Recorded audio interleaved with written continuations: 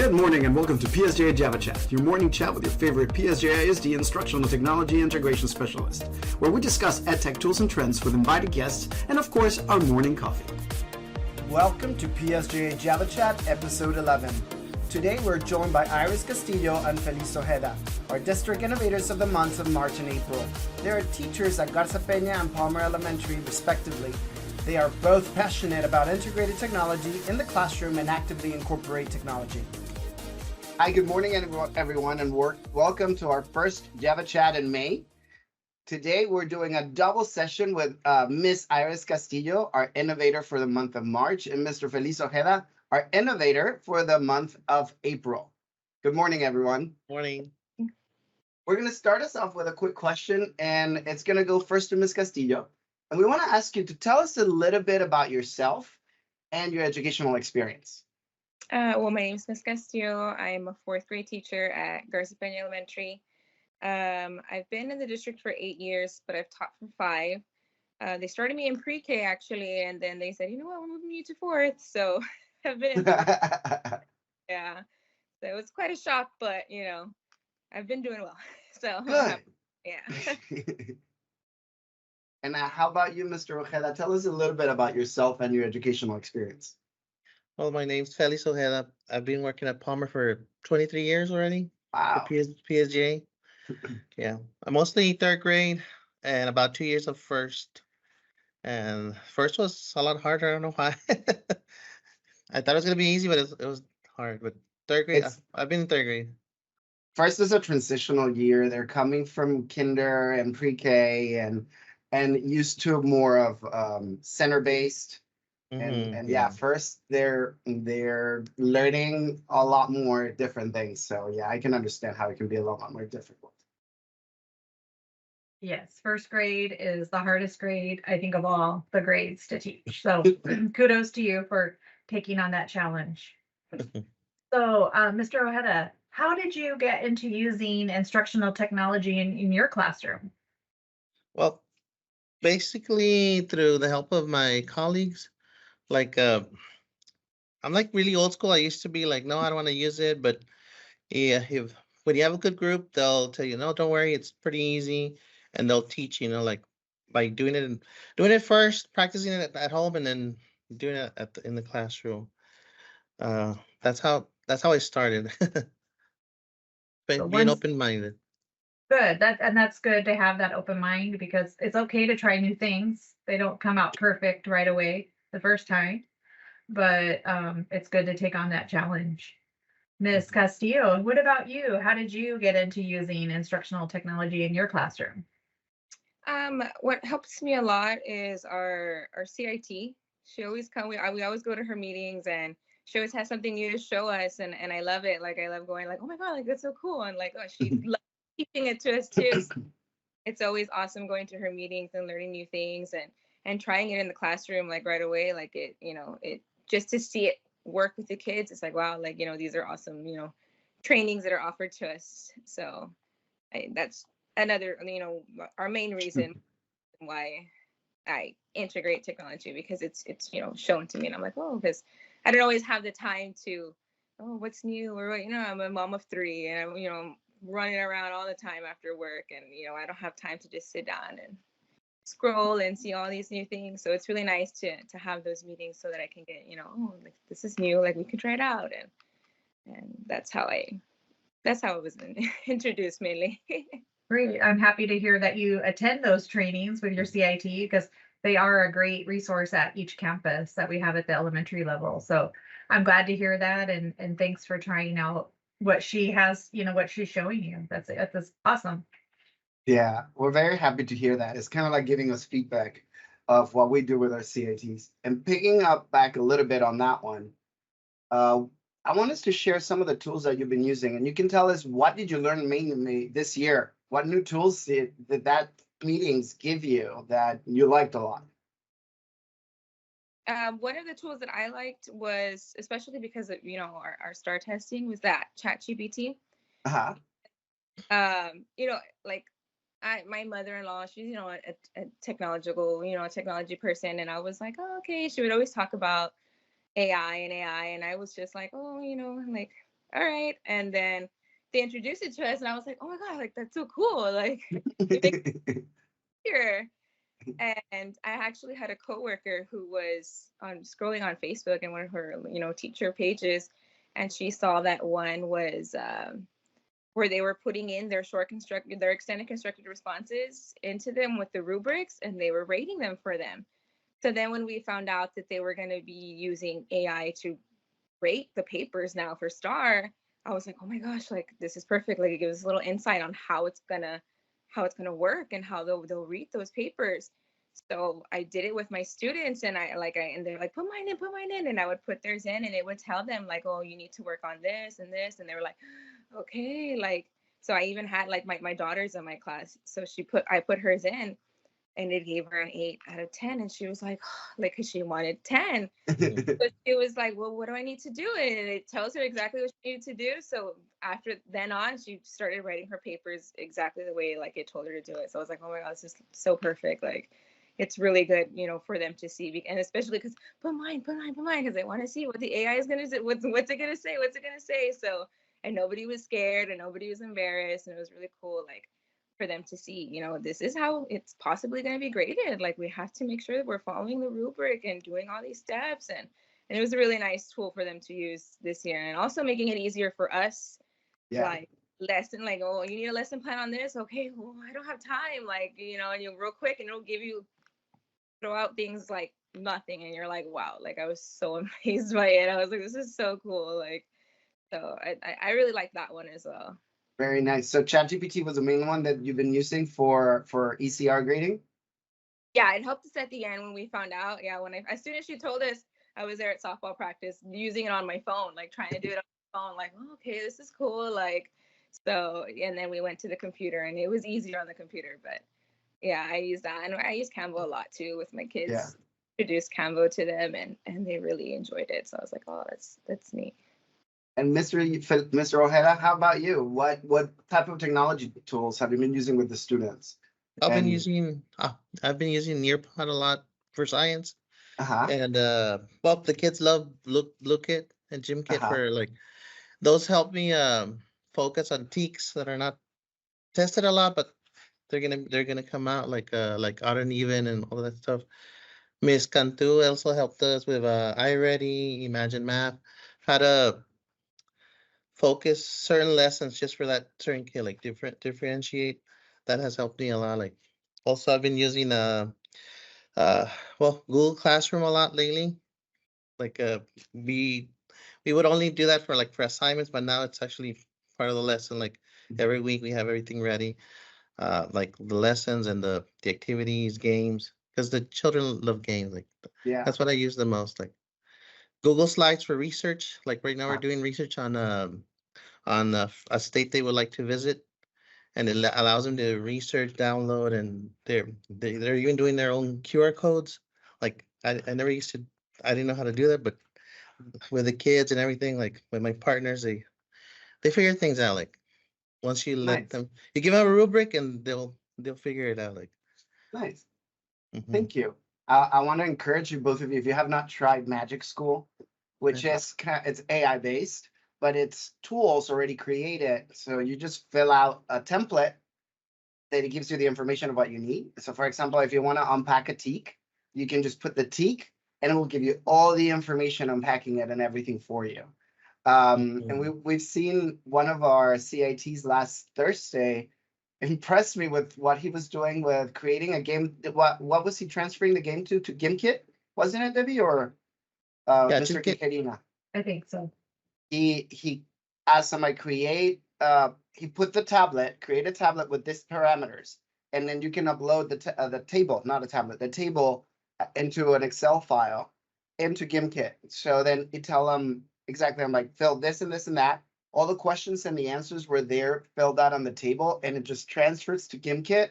And he created a brand new game automatically with it. So AI is going to help you out a lot. Research, Magic School will give you a lot of tools, but either ChatGPT or Copilot are your best friends right now. So I'm so happy both of you are using a lot of different technological tools. Yeah, and it's nice to hear that the students are excited about it as well, because that's motivating them, to do better work. So, Mr. Ojeda, do you have like a favorite activity with your students that you've done using technology that you could tell us about? Well, well, with the ones that I like is Galaxy Math, educational math. Uh, well, allows us. It's really easy, user friendly, where you can give them like if they're having trouble at certain teak, you can give them that assignment, and it gives them games and lessons, and they it keeps on going. So that's the one that I like the most. And it motivates the students Yeah, probably in that area in math. it does. Nice. What, Miss Castillo, do you have a favorite technology activity that you've done with your students? I really liked this recent, the PBL that we had where they had to create that, and like the rubric said that it had to be computerized and their presentation. So I was like, let's use Canva. Like I was always hesitant to use it because I was scared that it was going to be too difficult for them or they were going to, now that after Star, it was like, oh, we have the time, like, let's do it. So they were able to mess around with it. They were so happy with what they created. Like they, loved inserting everything in those slides and they learned how to do bar graphs and, using all those technology, I don't know. It was just really awesome for them to see what the outcome was. Like you really got to see their creativity. And I loved it. And I feel like, oh my God, like we could have done this. Like, we're always scared that it's gonna take too long and we don't have the time. And they like they did so good, and I was so proud of them and what they were able to create, and they were very proud of it too. Like they wanted to show everybody their presentations, and they couldn't wait to get onto the screen and, oh, this is what we're coming over, saving the ocean and all their things. And even like I had a student who they were gonna, sell earrings, right, out of recyclable materials. So I was like, okay, well, where are you gonna put the earrings? And she was like, well, I can put them in like those little things that that have little holes and you stick them in. And I was like, okay, so go create something. So she went and she created each one of her labels, and I was like, oh, that's so awesome. And I was like, now I'm gonna show you a little shortcut. So then I showed her how to just do one and then duplicate, and she was like, oh my God. I was like, I just wanted you to try first, so you could see and then see That is awesome. Yeah, so it was really nice for them. Like they really loved it. It was a cool thing for them to do. It's great to see how they could be so creative, and we as adults think, oh, this is going to be too hard for them, but Yeah. they catch on faster than us. Yeah, and they're not afraid to click here and there and everywhere. So I love that. I love that they enjoyed that project. Like, oh, that's so cool. Like, I'm not an expert at Canva, but they, were messing around so much that they're like, oh, look, miss. And I was like, wow, that's awesome. Like, yeah, you're right. We limit sometimes in our minds what the students can do, and we get surprised, and that's an amazing surprise when we see what they're able to do. And imagine using that for other projects throughout the school year and not just for the PBL, what they could create and do. Mm-hmm. The next question for you, Ms. Castillo, will be, I want you to think about a personal time, so outside of school, that you use technology, and how did it change or has evolved? Evolved, I would say the ease of it. Like it's so easy to just pull out your phone and, oh, let me go post this assignment, or, oh my gosh, like I have to find, using that ChatGPT. Like I'm one person, like if something comes to my head, I have to do it at that moment because I'm gonna forget. Like that's just how I was built. So all the time I'm like, oh, like my husband can be talking to me and I can like, oh, hold on, and like if I don't do it right then and there, then I'm gonna forget it. So I'll go look something up, or or, oh, I have to post this assignment, and all the apps that are just at the tip of your fingers, just being able to do it so easily through your phone. And you get to work the next day and you're like, yeah, like, I'm prepared. Like I did it through my phone at, my daughter's softball practice or her basketball practice, and running around every day after school. Literally, we get home at like 9-10 o'clock every day. And I have to be able to do that out there, like, because I have to sit down and support her too. So I have to be able to just, let me just pull out my phone real quick and do something, fix something up. And I think that's, something that's different. Because I remember in college, like I wouldn't do that. Like it was like, oh, let me sit down and take out my computer and hook up to this Wi-Fi. And now it's like, now at your phone, at your Instant. yeah, I think that's what, outside, being so easy. Yeah, I agree. Mr. Ojeda, how about you? Yeah. How has technology changed or evolved in your usage of in your personal time? Well, it takes a lot of time for me, but in a good way. Like, well, something that's changed is that it learns from like what you do, like like the AI, like it changes based on whatever you do, and it does the same thing with students. Like it also like she says, like I'll tell my students stories about the past. Like, well, I'm way older than she is. We used to go to the library to look up a question. Like we had a question, we have to go look up a book and then look up a different book. But now everything's on the phone and really easy to find the answers. Mhm. So that's how it's changed a lot. Like Yeah, information is at your fingertips. Yeah, yeah, it's easier and faster. Like everything's faster. totally Yeah, agree. I'm Go like, ahead, I don't Audrey. even know if you have downloaded the ChatGPT app on your phone, and you talk to it and it talks back at you. Yeah. It's so amazing. Like you can, hey ChatGPT, give me this and this and that, and then it responds like if it was a person. It's actually a conversation. And here I am typing everything out in it. Well, now I gave you I know. a tip. You can talk to it now. Hmm. Yeah, technology has made our lives easier in a lot of ways. And of course, it's accessible to the world. So, Mr. Ojeda, do you have any advice for a teacher that maybe is reluctant to try the technology integration in their classroom? Yeah, just to be open-minded and take the risk, Like at first when we go to trainings, I'm like, no, this is too hard. And then I try it out and it's a lot easier than I thought. And also have a good system like buddies, kind of like a workup buddy. Like whatever you don't know, they can help you with, and you help them with different things. So that's just be open-minded and just try it. Go for it. You'll make mistakes, but eventually you'll get it. Right, and it's okay to make those mistakes, and it's it's not Yes. going to maybe be perfect the first time, but it's you can't learn something new without trying it. Yeah. Awesome. Ms. Castillo, do you have any advice for a reluctant teacher that doesn't want to try technology integration? Yeah, I completely agree with what he said. You have to be open-minded. You have to be willing to try things out. You can't be scared, like you don't know what the students are capable of, and now they're coming up knowing so much more, and it's like, don't hold them back. Like just try it out for them, because they're gonna get it, and that's what's gonna, that's their future. Like the technology is what's, that's what it is now. So care to try it, and like he said, your coworkers will help you. Like when I needed help with an ear pod, and my coworker told me, and then my other coworker was like, hey, can you help me? I was like, yeah. So then I went and I helped her, and you just help each other out. And as long as you have, like you said, like don't be afraid. Don't be afraid to try it out. That's good. And if you don't know it, there's likely someone in your school that does, and don't be afraid to, ask. And I'm sure they're happy to, to help with that. And I like what you said about the future is technology. Like if we're not teaching our students technology or how to use it right now, every job out there uses technology.